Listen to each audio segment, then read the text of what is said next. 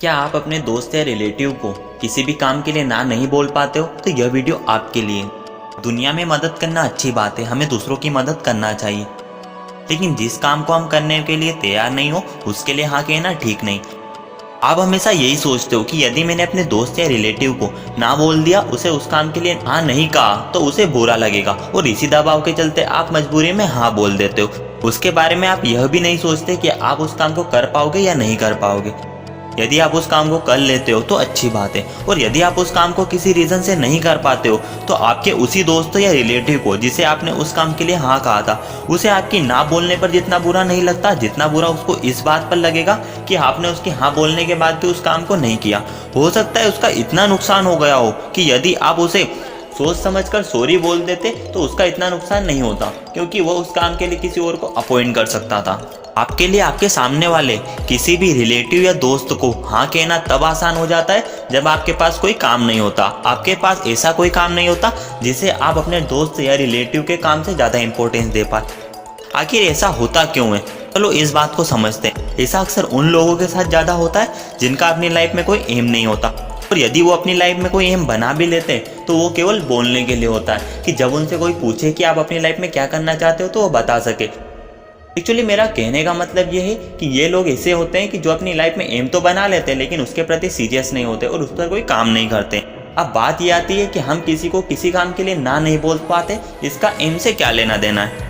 अक्सर होता यह है कि जब भी हम अपनी लाइफ में कोई एम डिसाइड करते हैं और अपने उस एम के प्रति सीरियस होते तो वह सीरियसनेस हमारे आसपास के लोगों को भी दिखती है, और जब हमारे आसपास के फ्रेंड्स और रिलेटिव जब अपने काम के लिए हमारे पास कोई हेल्प मांगने आते हैं तो हम उन्हें कोई जेन्युइन रीज़न दे सकते हैं कि हम ये काम क्यों नहीं कर सकते, और वह इस बात को समझते हैं कि यह इंसान बिजी है इसलिए वो हमारे काम के लिए समय नहीं निकाल पाएगा।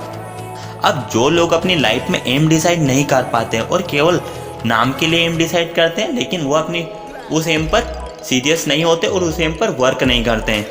अब इस सिचुएशन में इन लोगों के साथ ऐसा होता है कि यदि इनके पास कोई हेल्प मांगने के लिए आता है तो इनके पास कोई जेन्युइन रीज़न नहीं होता कि वो उन्हें ना बोल पाए, और मजबूरी में उन्हें यह काम करना पड़ता है। और आप उनका काम करोगे या नहीं करोगे आपका इसमें कोई फ़ायदा नहीं है, लेकिन यदि आप उस काम को नहीं कर पाए तो आपको उनके गुस्से का शिकार जरूर होना पड़ सकता है।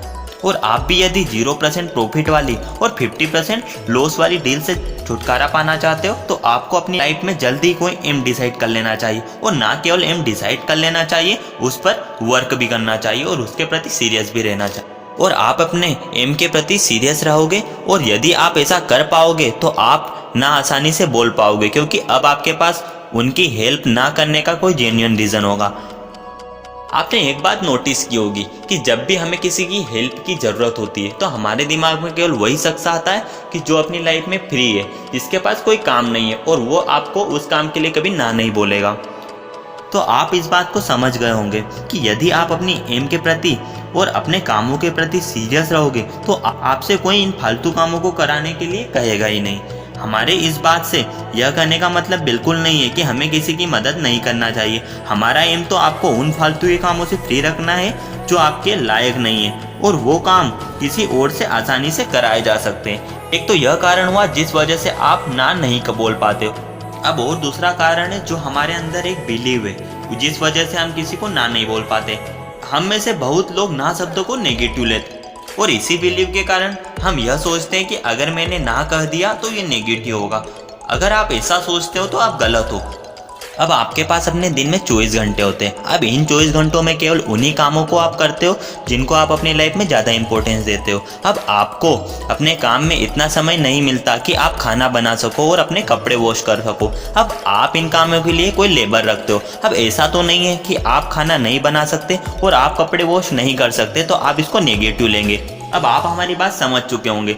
तो यह 2 रीज़न है जिनकी वजह से आप किसी को ना नहीं बोल पाते हो। तो आपके ऊपर ये फालतू के काम हावी हो जाते हैं और फिर आपके लिए ये आगे टेंशन का कारण बनते हैं। तो इन 2 प्रॉब्लम्स को दूर करके आप अपने जीवन में ना नहीं बोल पाने वाली प्रॉब्लम्स को दूर कर सकते हो। तो दोस्तों, हम आपकी ना नहीं बोल पाने वाली प्रॉब्लम्स को सोल्व कर पाए हो तो ये वीडियो को लाइक कीजिए, और लोगों की इसमें मदद करने के लिए इस वीडियो को शेयर कीजिए। यदि अभी तक आपने हमारे चैनल को सब्सक्राइब नहीं किया तो प्लीज़ सब्सक्राइब कर लीजिए और बेल आइकन को प्रेस कर दीजिए ताकि अगले वीडियो के नोटिफिकेशन आपको हमेशा मिलते रहे।